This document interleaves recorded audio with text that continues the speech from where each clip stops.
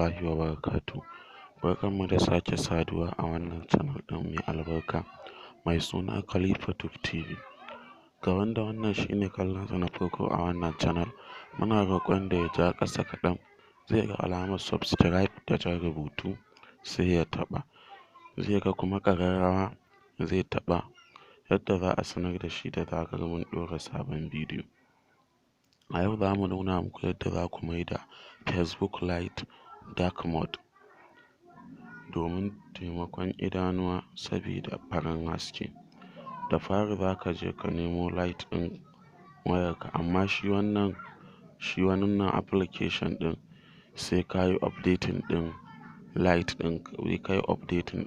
ɗinka ta Play Store. Da zarar ka yi updating za ka zo ka buɗe shi kamar haka.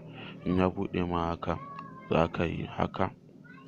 Can waɗannan 'yan layukan guda uku gashi nan za ka gan su a ƙasan setting ga wani alamar ɗan wata haka an sa dark mode. Za ka taɓa shi, za ka ga alama ana buɗe shi ma dai daga ɓangaren dama. Kana taɓawa gashi ya dawo baƙi.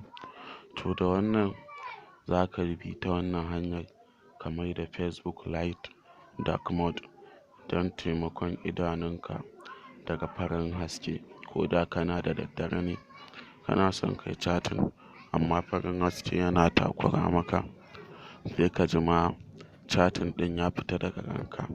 To wannan insha Allahu zai baka damar yin aiki da light normal cikin dare.